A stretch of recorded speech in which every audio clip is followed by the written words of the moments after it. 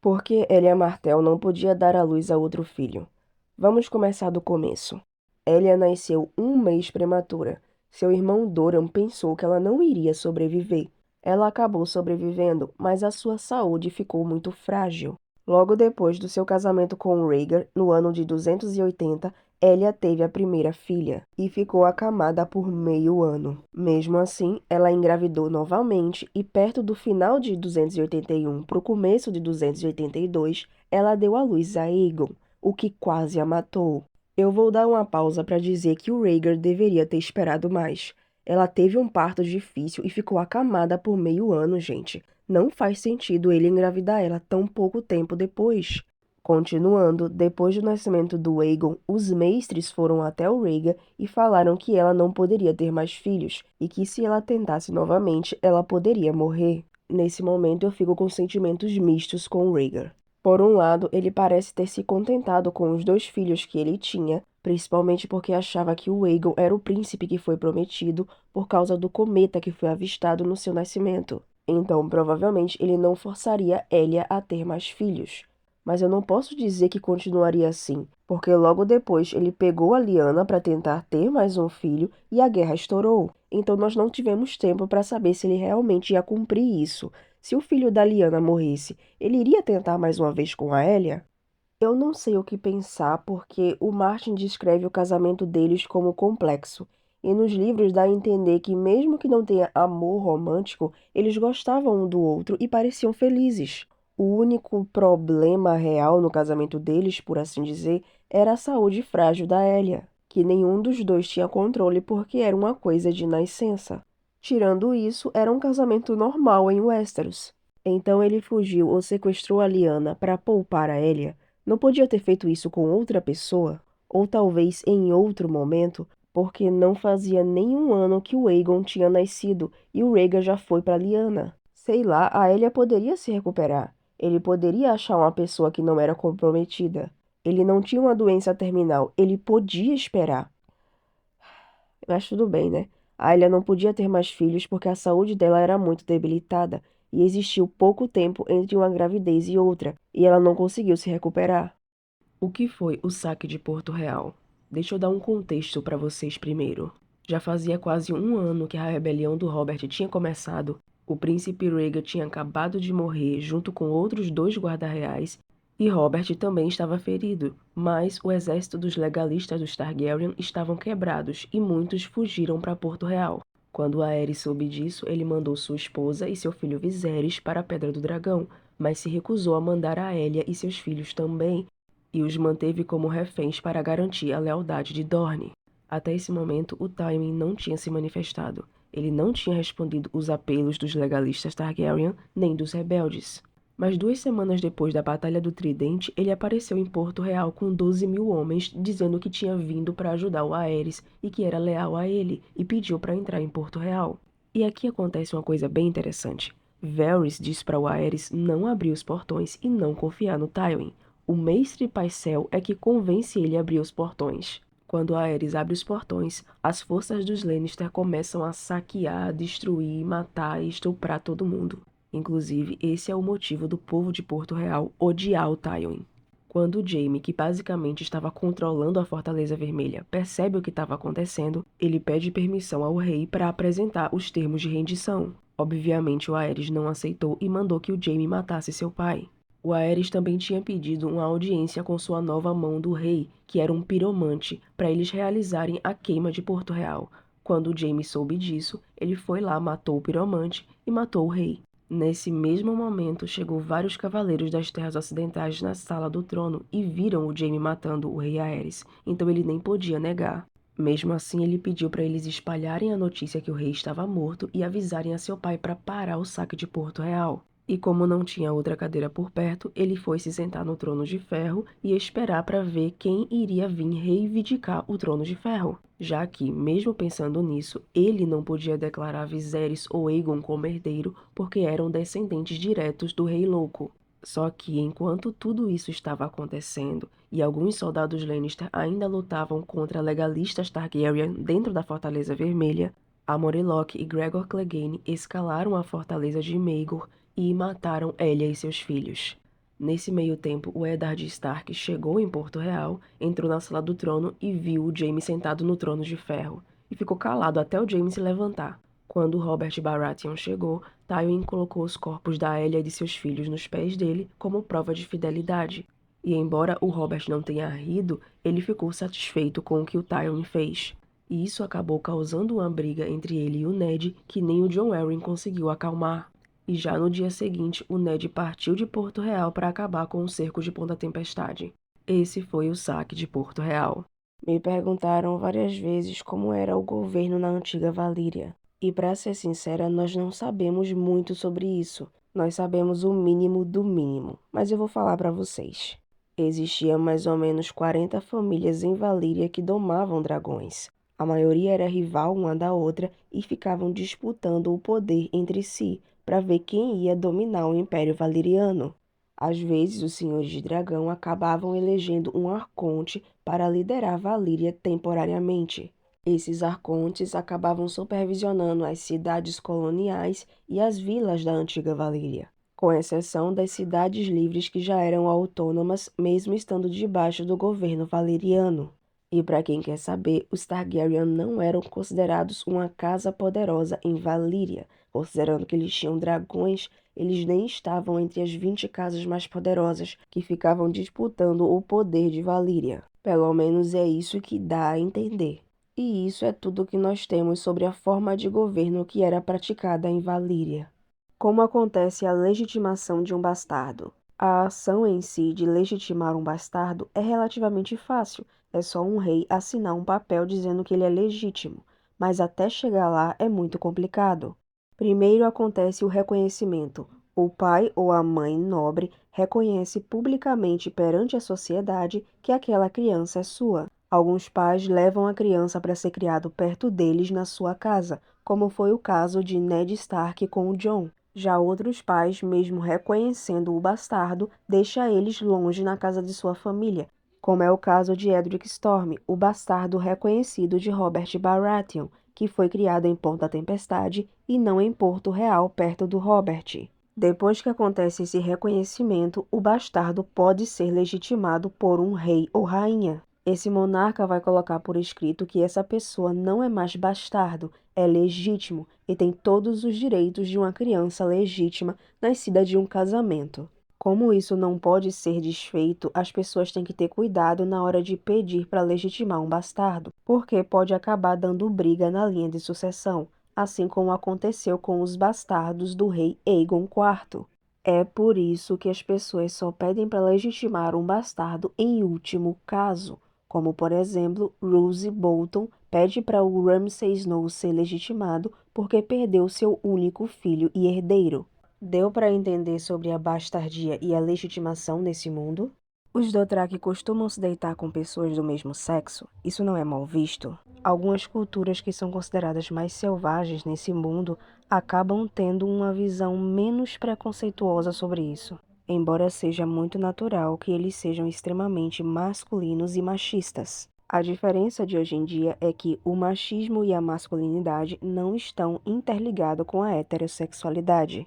Com relação aos Dothraki, nós não temos ninguém falando abertamente se pode ou não, mas nós temos coisas nas entrelinhas. Por exemplo, Irri que inicia o contato sexual com a Daenerys, e enquanto a Daenerys se sente culpada e envergonhada, Irri disse que é normal porque Daenerys é uma Khaleesi que tem necessidades e ela é uma serva que tem o prazer de ajudá-la com isso, indicando que provavelmente é normal uma relação entre uma Khaleesi e uma serva. Com relação a homem com homem, nós só temos uma menção a isso, que é quando Dick está discutindo com Irri. E Dick fala que a Irri parecia um menino e que Hakaro não dormia com meninos e todo mundo sabia disso. Isso dá a entender, pelo menos para mim, que possivelmente alguns homens Dothraki dormiam com outros homens. Tem até a questão da Mãe das Montanhas, que é um lugar sagrado para os Dothraki e só podem ir homens. E nós não sabemos o que acontece lá.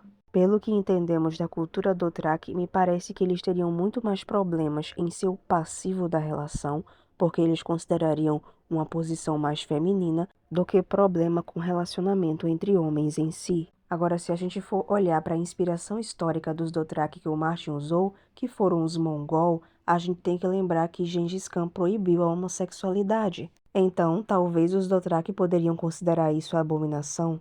Embora aqui, pelo que eu pesquisei, as dinastias mongóis que consideravam a homossexualidade uma abominação, era porque queria que seu povo se expandisse cada vez mais. E ao contrário do povo de Westeros, eu não vejo os Dothraki se importando muito em expandir o seu reinado. Ou talvez a gente esteja pensando demais e eles simplesmente falem: cavalos machos fazem isso com outros cavalos machos? Olha só, eles fazem. Então tá tudo bem a gente fazer também. Jon Snow tem a pele escura nos livros? Me perguntaram isso porque tem uma frase nos livros que fala que o Robb era claro enquanto o Jon era escuro. Para ser sincera, existem várias interpretações para essa frase. A primeira é a mais óbvia: os Stark podem ser de uma pele mais escura, e eu não descarto essa teoria porque nunca é dito qual é a cor da pele daqueles que têm a característica mais Stark. Só fala que eles têm cabelo castanho, rosto comprido e olhos meio acinzentados. Mas eles moram em um lugar frio e foram baseados em um local onde não tem muitas pessoas negras. Gente, quando você diz que uma coisa é inspirada em outra, você não precisa fazer tudo igual, principalmente numa série de fantasia. Outra teoria é que eles poderiam estar se referindo ao tom de branco, por assim dizer, porque a gente sabe que, assim como a pele negra, a pele branca também tem tons diferentes. Como o Robb é ruivo, ele poderia ter um tom mais claro, enquanto o Jon, que tem cabelo castanho, parece um pouco mais escuro. E a outra teoria, que é a que eu mais acredito, é que eles estavam se referindo à personalidade. O Jon ter tons mais escuros de personalidade poderia mostrar que ele é mais dúbio, ele pode ser mais manipulador e ter uma forma de pensar mais sombria do que a do Robb. Essas são as teorias mais prováveis para responder essa questão. Qual vocês acham que é verdade? Por que o Jon Snow nasceu com o cabelo da mãe, mas os filhos da Rhaenyra não? É uma ótima pergunta, e a gente pode simplificar e dizer que o Martin precisava de um enredo para criar tensão. Mas, se você quer uma resposta mais completa, eu vou lhe dar uma, e é simplesmente genética. Não é uma questão de herdar os traços da mãe ou do pai, é herdar os genes mais fortes. E os genes que dão uma aparência mais valeriana parecem ser muito recessivo. O que significa que, em uma relação entre uma pessoa com características valerianas e uma pessoa que não tem características valerianas, a probabilidade maior é de que seus filhos herdem características não valerianas, a não ser que aquela pessoa que não tem a aparência valeriana ainda carregue os genes dentro dela. E a gente vê isso várias vezes durante o reinado Targaryen, não só com os filhos da Rhaenyra e com Jon Snow. Nós temos os bastardos de Aegon IV com diversas mulheres. Nós temos os filhos de Daemon II com Miriam Martell, que tinham cabelos escuros. Nós temos os filhos de Maekar com Diana Dane, que em sua maioria tem cabelos muito mais loiros do que platinados. E nós também temos os filhos de Aegon V com Beta Blackwood. O que eu quero dizer é que os casamentos incestuosos dos Targaryen não era apenas para manter a magia no sangue, mas também para manter as características valerianas. E por não ter nenhum gene valeriano no sangue dos Stark e no sangue dos Strong, se os meninos da Rhaenyra realmente forem de Harren Strong, faz muito sentido os filhos dessas relações não terem aparência valeriana. Por que Jon Arryn morreu? Basicamente foi porque Mindinho queria. Antes de começar a história, Jon Arryn, convencido por Stannis, estava procurando sobre a bastardia dos filhos da Cersei, e nisso eles acabaram se tornando um pouco mais próximos. Jon Arryn percebeu que a Lysa estava mimando muito o Robert Arryn e viu que aquilo não seria bom para o menino e decidiu que iria mandar o seu filho para ser criado com Stannis. E isso deu a oportunidade perfeita para Mindinho manipular mais facilmente a Lysa, tanto pelo amor que ela sentia por ele, quanto pelo medo de perder seu filho. E ele a convenceu a deletar Jon Arryn e depois mandar uma carta para os Stark dizendo que foram os Lannister. E aí o caos começou, e como sabemos, ele prospera bem no caos. E teoricamente, sem o Jon Arryn, todo mundo ganharia.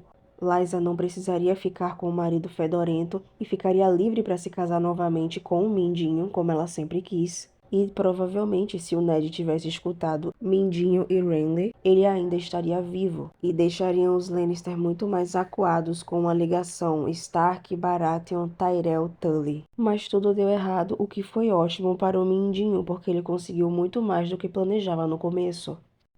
Porque é muito fácil acabar romantizando o relacionamento de Daenerys e Drogo. Essa resposta é muito simples, porque estamos no ponto de vista de Daenerys, e ela acaba romantizando esse relacionamento. A gente tem que lembrar que Daenerys tem 14 anos quando os livros começam. Ela é muito nova e está acostumada com os abusos constantes do seu irmão Viserys. Na primeira vez dela e do Drogo, ele pergunta a ela se pode continuar. Ele dá a opção dela escolher, coisa que ela nunca tinha tido antes. Mesmo nós e ela sabendo que não tem escolha realmente, porque o Viserys forçaria ela a fazer isso. E quando ela acaba se entregando para esse relacionamento, por assim dizer, Drogo acaba sendo mais carinhoso, escutando ela, escutando seus conselhos e suas opiniões e dando poder e respeito a ela com relação a todo o Calazar. Não só isso, mas dando poder a ela com relação à sua própria vida, coisa que ela não tinha antes com o Viserys. E isso para ela é muita coisa. E aí ela começa a perceber que a situação dela poderia ser bem pior. Por exemplo, ela sabe que alguns Khals dividem sua esposa com os seus companheiros de sangue, e Drogo não faz isso, mesmo que alguns dos companheiros de sangue do Drogo desejem ela. É praticamente flores e chocolate na cultura Dothraki. E com essas pequenas coisas que para ela naquele momento não é nem um pouco pequena, ela e a gente começa a ver que talvez esse relacionamento não seja tão ruim, que talvez o Drogo não seja tão ruim, que talvez exista um bom futuro para eles. Então, assim, eu não posso simplesmente criticar quem gosta desse relacionamento, porque é feito para que, pela visão da Daenerys, esse relacionamento seja gostável. Mas não dá para fechar os olhos com o fato de que ela só gosta desse relacionamento porque ela nunca teve nada melhor que isso.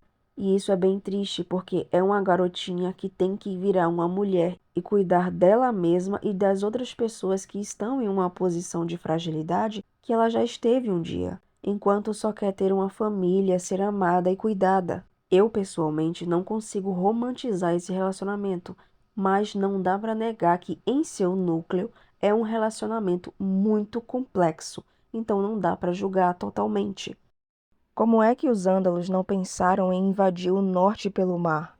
Mas eles pensaram e fizeram várias vezes. Só que o norte, ao contrário da maioria dos outros locais de Westeros, já estava totalmente unido sob o governo Stark. Então eles eram mais organizados no contra-ataque, por assim dizer. O livro O Mundo de Gelo e Fogo fala que toda vez que os navios dos Ândalos desembarcavam em qualquer parte do norte, os Stark e seus vassalos caíam sobre eles e os empurravam de volta para o mar. Acredito que a tentativa mais famosa disso foi o que ficou conhecido como Batalha da Água Chorosa, onde o rei Theon Stark, ajudado pela casa Bolton, derrotou o ândalo Argus Sete Estrelas, onde depois disso ele colocou o corpo do Argus na proa do seu navio e navegou através do Mar Estreito até a costa dos Ândalos, onde ele queimou várias aldeias ândalas, matou centenas de pessoas, capturou 3 casas-torres e um septo fortificado. Depois disso, ele fincou as cabeças das suas vítimas ao longo da costa do norte para avisar aos futuros invasores o que aconteceria com eles se tentassem novamente. No final, o norte não foi conquistado pelos ândalos, manteve suas tradições, seus costumes e sua religião. Se foi certo ou não o que Theon fez, eu deixo para vocês decidirem. A Sansa odeia o Robert Arryn? Então, ela não odeia, é primo dela, só que ela acha ele muito chato de vez em quando. Eu acredito que as pessoas acham que a Sansa odeia o Robert porque ela faz às vezes umas coisas muito duras com um garoto que já acabou de perder a mãe. Por exemplo, às vezes ela pensa que queria dar umas 100 bofetadas nele, e outras vezes ela manda trancar a porta do quarto dele para ele não ir pro quarto dela à noite, mesmo que ele fique chorando e pedindo para sair. Só que essas pessoas acabam se esquecendo do contexto. A Sansa é uma garota de 13 anos que está cuidando do ninho da águia e está agindo como mãe do Robert. E por causa de sua doença, Robert foi extremamente mimado pela mãe. a ponto de agir de um jeito mais infantil do que o Rickon agia com 3 a 4 anos. E agora ele é o Lorde do Vale, e a Sansa está tentando fazer com que ele haja de acordo com a posição dele. Só que às vezes isso requer uma ação mais dura ou dúbia, como convencer o mestre a dar mais uma vez sono doce, que se usado frequentemente pode prejudicar a saúde do menino, mas que era necessário para fazer com que ele descesse o ninho da águia em segurança e de uma forma que não seria prejudicial para a posição dele como Lorde no futuro. E por causa disso, as pessoas acham que ela vai ajudar o Mindinho a deletar o Robert, o que eu acho que não vai acontecer. A Sansa não é uma personagem burra ou extremamente manipulável da forma que alguns leitores veem, mas ela também não é onipotente e onipresente para acabar com todas as maquinações das pessoas que estão ao redor dela, principalmente de pessoas como o Mindinho, que ela sabe que são importantes para a proteção dela. Mas isso não significa que ela odeia o primo, porque a Aerys recusou casar a Cersei com o Rhaegar, mas casou o Rhaegar com a Dorneza. Então, depois do desafio de Valdocaso, a Aerys ficou um pouco paranoico com relação ao Tywin e com relação ao Rhaegar. E aí o Aerys envia o Steffon Baratheon, que era o pai do Robert, para uma viagem até Volantis para encontrar uma noiva adequada para o Rhaegar que descendesse de uma antiga linhagem valeriana, já que o Rhaegar não tinha nenhuma irmã e os filhos do Steffon eram meninos e não meninas. Só que o Steffon não acha alguém adequado, e mesmo que achasse, quando ele estava voltando para casa, o navio afundou. E quando o Tywin oferece a proposta de casar a Cersei com o Rhaegar, o Aerys meio que diz que um homem não casa o seu herdeiro com a filha de um servo. E com essa humilhação, ele meio que perdeu a amizade do Tywin de forma irreversível. E aí os olhos dele se voltam para Dorne, porque os Martell atuais descendem de uma princesa Targaryen. E por causa dessa pequena proximidade sanguínea, é arrumado um casamento entre Elia Martell e Rhaegar Targaryen, mesmo a Aerys tendo muito preconceito contra os Dorneses. Espero que tenha dado para entender. Por que a Rhaenys não matou a Merya Martell? Simplesmente por política. Quando Rhaenys liderou a invasão a Dorne, os Dorneses se esconderam nas montanhas e nos desertos, se recusando a batalhar com ela. E aí, quando ela tomou as fortalezas dorneses, só tinha mulheres e crianças. E depois que várias vezes eles se recusaram a responder onde estava o resto do povo, ela conseguiu ir para a Lança Solar e encontrar a princesa de Dorne. E se vocês pensarem no que Aegon fez com Harrenhal, vocês têm que lembrar do contexto. Harren e sua família não eram amados pelaquele povo. E mesmo assim, Aegon só atacou eles daquele jeito quando todas as negociações possíveis falharam. Naquele momento, não tinha sido isso que estava acontecendo em Dorne. Poderia haver negociações entre eles. Eles poderiam tentar ainda fazer as coisas sem uma guerra. Além do fato de que a Merya Martell estava completamente sozinha naquele castelo. Se Rhaenys simplesmente deletasse a princesa de Dorne, que já era uma mulher debilitada, idosa, cega, ela se tornaria um mártir, assim como a própria Rhaenys se tornou mais tarde. E os Targaryen seriam muito mais odiados do que eram, e queimariam as pontes que poderiam ser feitos com política ou se eles vencessem os daneses numa guerra. E, sinceramente, eu acredito que esse era o plano da própria Merya Martell. E eu também acredito que a Rhaenys percebeu esse plano e tomou a saída menos ruim naquele momento, que era ameaçar e avisar o que aconteceria com Dorne caso eles não dobrassem o joelho. Quando ela voltou lá, provavelmente ela iria tentar novamente fazer política e, se não funcionasse, ela partiria para a guerra, só que não deu tempo.